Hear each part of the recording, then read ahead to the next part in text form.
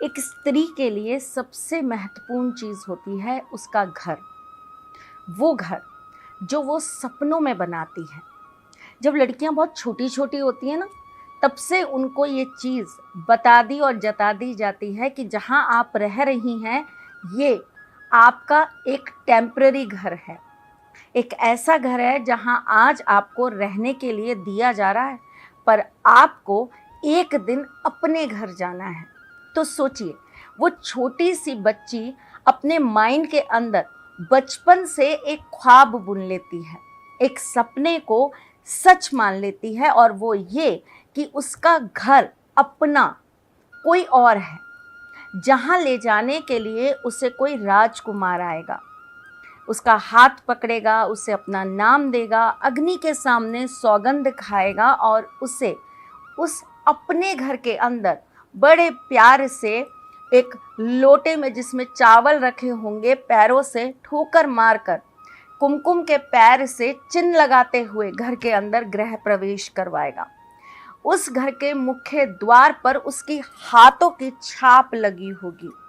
उस घर के आंगन में जो तुलसी होगी ना, वो तुलसी केवल उसी के साथ बड़ी होगी। वो एक ऐसा घर होगा जिसके बाहर उसके नाम की नेम प्लेट लगी होगी, और जब कभी कोई आएगा तो वो कहेगी कि आइए, वेलकम टू माय होम। ये एक सपना हर एक लड़की शायद कुछ समझदारी पर ही अपने अंदर देखने लग जाती है। वो समझदारी की कोई उम्र नहीं है, कोई 7-8 साल में, कोई 10 साल में, कोई 15 साल में, तो कोई लड़की एक बड़ी अच्छी उम्र में होकर ये बात समझ पाती है, लेकिन समझती सब है। और ये सपना हर लड़की एक छोटी सी उम्र में देखने लग जाती है। कैसा अजीब है ना, हम अपनी उम्र का एक पड़ाव जिस घर में काटते हैं, उस घर में रहते हुए भी हमें ये पता होता है कि जिसे हमने देखा नहीं, जिसे हमने जाना नहीं, वो हमारा अपना है। लेकिन आज जहाँ हम रह रहे हैं, एक दिन हम सिर्फ यहाँ पर मेहमान बनकर आया करेंगे। जब ये लड़की अपने घर में उन सपनों को साकार करने के लिए गृह प्रवेश करती है, घर के अंदर अपना अपना मानकर जिन लोगों को उस घर में आती है, उसमें सबसे पहला रिश्ता जो जुड़ता है, वो जुड़ता है उसके पति के साथ। वो पति जो उसे अपना हाथ पकड़कर उस घर के अंदर प्रवेश करवाता है, कस्में खाता है, रस्में निभाता है, और ये कहता है कि आज के बाद तुम्हारा दुख, तुम्हारा सुख, तुम्हारा सब कुछ मेरा। बड़ा अच्छा गाना है जी, अक्षय कुमार का है शायद वो, आज से तेरी सारी बत्तियां मेरी हो गई। बिल्कुल जी, इसी गाने को ध्यान में रखकर हर लड़का अपनी प्रियसी से, अपनी पत्नी से इस बात का वचन देता है कि आज से मेरा सब तुम्हारा और तुम्हारा सब मेरा। पर अचानक यकायक उस गृहस्थी में एक ट्विस्ट आता है।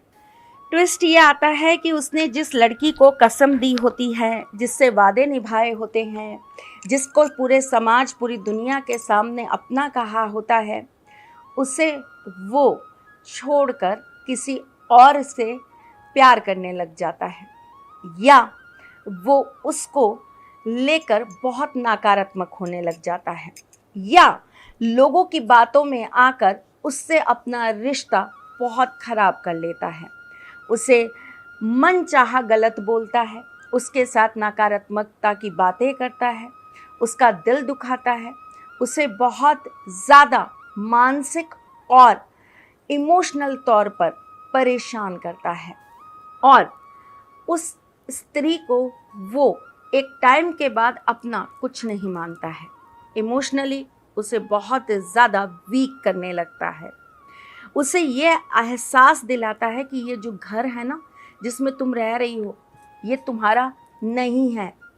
मैं जब चाहूँ, जिस पल चाहूँ, जिस वक्त चाहूँ, मैं तुम्हें यहाँ से बाहर कर सकता हूँ।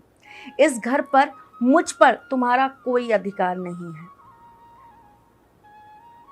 सोचकर देखिए, ऐसा नहीं लगता जैसे किसी मासूम सी छोटी सी बच्ची का हाथ में गुड़िया लिए एक सपना चूर चूर हो गया हो? उस वक्त आप उस स्त्री की उम्र मत नापिए, आप उसके दर्द को उस दर्द की सीमा तक ले जाकर देखिए। वो दर्द एक छोटी मासूम बच्ची के सपना टूटने का है, जो उसने शायद होश संभालते ही देखना चालू कर दिया था।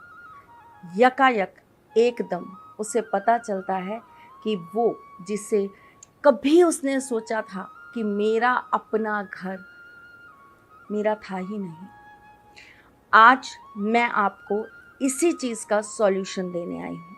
हाँ, ये सत्य है कि मैं बहुत सारी बातें बनाती हूँ, ये भी सत्य है कि मैं आपको बहुत सारी कहानियाँ सुनाती हूँ, ये भी सत्य है कि मैं आपके साथ जुड़कर आपको बहुत कुछ ऐसा बताने का प्रयास करती हूँ जो कहीं ना कहीं आपकी अंतर आत्मा में दबा होता है। बस कोशिश करती हूँ आपके दर्द को एक शब्द देने का। लोग इसे ये कहते हैं आप बोलती बहुत हैं, आप उपाय सबसे लास्ट में देती हैं, आप वीडियो को बहुत खींचती हैं। भाई, जिन्हें किसी को ये दर्द समझ ना आए ना, उसे उपाय भी समझ नहीं आएंगे। और जिन्हें ये पीड़ा इतनी गहराई तक समझ में ना आए ना कि ये दर्द एक आज 28 साल, 30 साल, 35 साल या 40 साल की स्त्री का नहीं, ये उस मासूम बच्ची का है जिसे होश संभालते ही ये समझ में आ गया था कि एक दिन वो घर मेरा होगा। और अब आप सोचिए, अचानक से 30 साल आगे उस बच्ची को ये कह दिया जाता है कि वो 30 साल का सपना था ही नहीं, झूठ था, तोड़ दो कांच की तरह। आप सोच रहे हैं उस सपने के टूटने का दर्द, नहीं सोच पा रहे हैं, नहीं समझ पा रहे हैं। जयराम जी की आप कहीं और जाकर छोटा से देर का उपाय देखिए और खुश हो जाइए। ठाकुर जी का दरबार है ये, यहाँ तो लोगों की आत्मा तक, उनके पुनर्जन्म तक के दर्दों को समझकर उसका इलाज किया जाता है। चलिए, मैं अपनी उन बच्चियों को ये चीज़ बताना चाहती हूँ जिनके पति उनको आए दिन इस तरह की कोई भी बात कहकर उनका मन दुखाते हैं। तो आप अपने पति को वश में करने के लिए क्या करेंगी, वो आज मैं आपको बताने आई हूँ।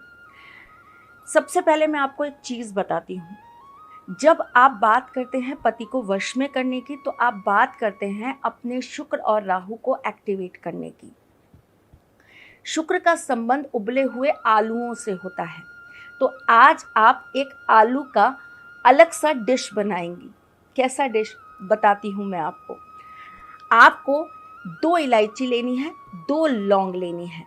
लौंग आपको अपनी चुन्नी के पल्लू में बांध लेनी है, मतलब कॉर्नर में बांध लेनी है।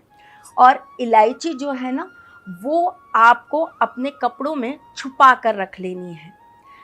एक दिन के बाद यानी कि 24 घंटे के बाद आपको इस इलायची को निकालना है, लौंग को निकालना है और इसको अच्छी से कूट लेना है। कूटने के बाद आपको इसको बिल्कुल पाउडर फॉर्म में बना लेना है। अब आपको 2 आलू उबालने हैं और आलू को उबाल के छील लीजिए। छीलने के बाद आप इन आलूओं की सब्जी बना दीजिए और उसमें आप थोड़ा सा पाउडर, वो जो इलायची और लौंग थी ना, उसका मिला दीजिए। उसके बाद आपको 4 पूड़ियाँ बनानी हैं। किसकी? सरसों के तेल की। आपको ये सब्जी और ये पूड़ी ले जाकर अपने हस्बैंड को खिला देनी है। कब करेंगी आप ये कार्य? कोई निश्चित दिन होना चाहिए ना इस कार्य को करने का। बिल्कुल है, शनिवार को ये कार्य आपको करना है। आप सुबह से लेकर रात्रि तक कभी भी ये कार्य कर सकती हैं। और ये जो इलायची और लौंग रखने का कार्य है, ये आपको शुक्रवार को करना है। चलिए जी, अगर ये प्रोसेस आपको लगे कि नहीं, पॉसिबल नहीं है, मैं नहीं कर पाऊंगी, दिक्कत आएगी, तो दूसरी प्रोसेस पे आते हैं। आप एक भोजपत्र ले लेंगी। आपको आराम से किसी भी परचून की, यानी कि आपको उस दुकान पे जहाँ पर राशन मिलता है वहाँ से भोजपत्र मिल जाएगा। भोजपत्र के ऊपर आप थोड़ा सा सिंदूर रख देंगी, पीला वाला जो हनुमान जी को चढ़ता है, और उसके ऊपर आप ये इलायची और लौंग वो रख देंगी। उसके बाद आप भोजपत्र से इस चीज़ को पूरी तरीके से बंद कर देंगी और इसे एक कांच की डिब्बी के अंदर बांध के रख देंगी। उसके बाद आप इसमें से थोड़ा सा सिंदूर निकालेंगी, उसे आप एक पेपर में रैप करेंगी, बांध लेंगी और अपने पति के तकिए के नीचे रात को रख देंगी। शनिवार की रात्रि को आप ये कार्य करेंगी। अगले दिन सुबह आप ये सिंदूर वहाँ से निकाल लीजिएगा और इसके अंदर थोड़ा सा कपूर मिलाकर आप इस सिंदूर को एक अलग डिब्बी के अंदर रख दीजिए। और जब वो डिब्बी धीरे धीरे करके भरने लग जाए, यानी कि आप हर शनिवार करेंगी ना, 2 बार 3 बार 4 बार, जब आपकी वो जो पहले वाली डिब्बी है वो खाली हो जाए और दूसरी डिब्बी जब आपकी भर जाए, तो आप इसे ले जाकर या तो पीपल के पेड़ के नीचे रख देंगी या फिर आप इसको बहते हुए जल के अंदर प्रवाहित कर देंगी। एक और छोटी सी आपको चीज़ बताती हूँ। जब कभी आपको लगे कि आपके पति आपसे विमुख हो रहे हैं, आपके साथ उनके संबंध अच्छे नहीं चल रहे हैं, तब आप छोटा सा एक काम ज़रूर कर लिया कीजिए। आप अपने पति का नाम एक पेपर पे लिख लीजिए नीले रंग के पेन से। उसके नीचे आप लिखिए ओम श्रीम ह्रीम श्रीम।